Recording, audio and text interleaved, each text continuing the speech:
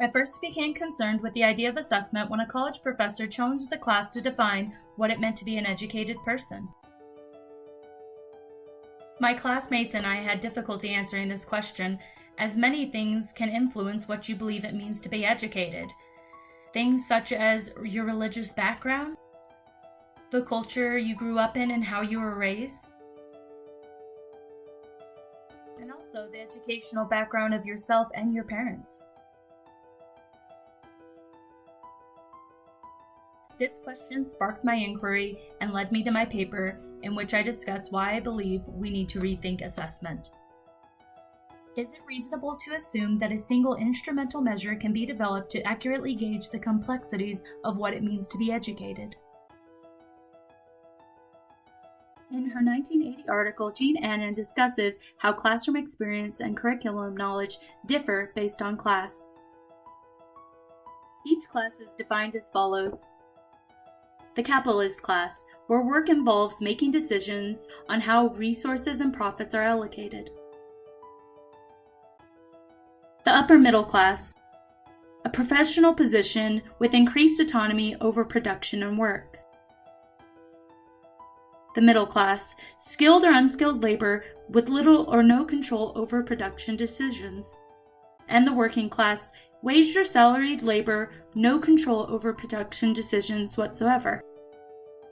Your class then dictates which schools you have access to. Dr. Annan identifies 4 structures of schooling based on the demographic data she collected in her study. First school identified was that of the working class school, in which the earned income of the parents is at or below $12,000.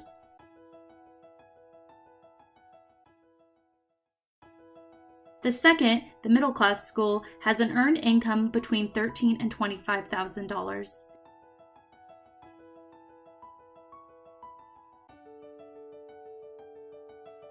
The affluent professional school has an earned income between $40,000 and $80,000.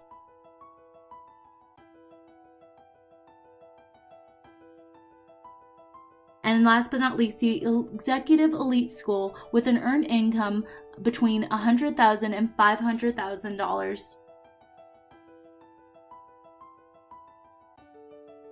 Depending which school you have access to drastically affects the quality of education and instruction you receive. If you attend a working class school, your schoolwork is likely to be procedural, mechanical, and allows you very little opportunity for decision-making and choice. If you attend a middle-class school, schoolwork still follows procedure, however, directions call for some choice and decision-making.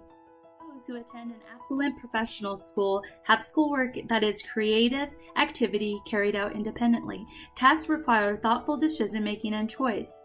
If you attend an executive elite school, schoolwork is designed to challenge your intellectual and analytical skills. Some opportunities for decision-making and choice are also available. At each level, schoolwork seems to match the needs of the economy and your expected level of entry. The previous schooling structures are all a product of the policy created to ensure that they stay in place. Policy inevitably works its way into how teachers think about, feel, plan for, and instruct their students. This in turn helps develop a student's social identity and shape their consciousness.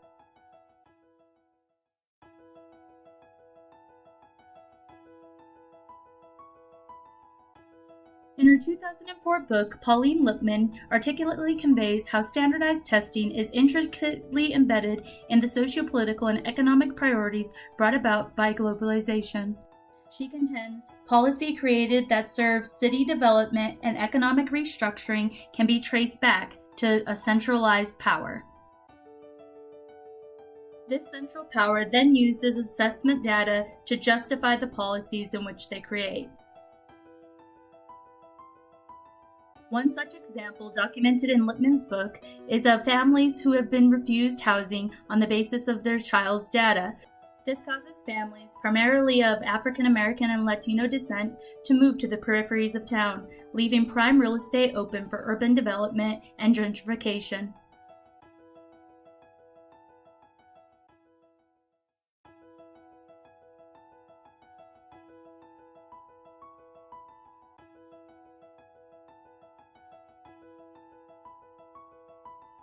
Once schools have been identified as failing, based largely on the assessment data collected by the state, schools and teachers are subjected to the accountability measures and surveillance of the state.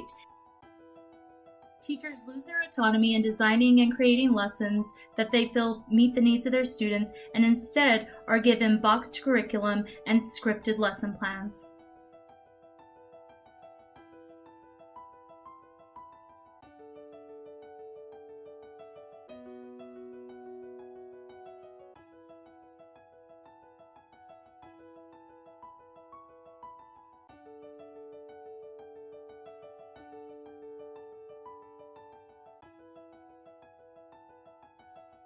Although standardized testing can provide uniformity in the evaluation process, it fails to take into consideration other variables that affect test scores. All schools are not created equal, and access to various resources, for example, differs from school to school. Further, there are virtually no accountability repercussions for the state and their role in low test scores. They abdicate any blame and instead allow students, parents, and teachers and communities to internalize it.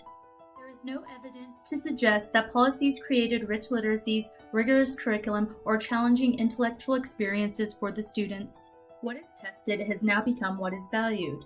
A year worth of teacher data containing a variety of assessment techniques and types is outweighed by a single testing measure.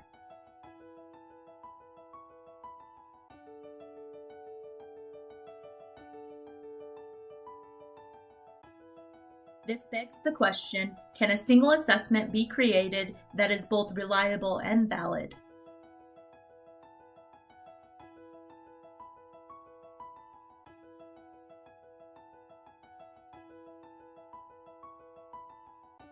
Reliability relates to how accurately something is assessed. Validity relates to the depth of which something is being assessed.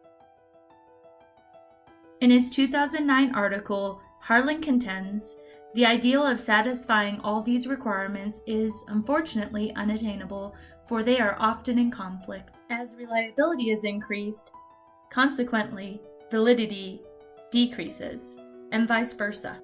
Information gained from testing that is of low reliability and validity does not justify the time, money, and resources expended. There are alternatives to school reform policies that damage educational visions and goals.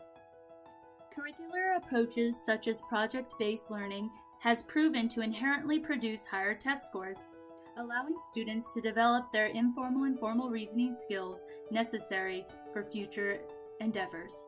A variety of assessment types and techniques can be utilized to determine a student's knowledge base.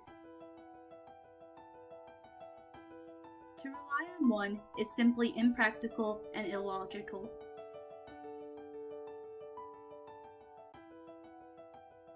We could simply recognize teachers for the professionals they are and accept their data as valid and reliable.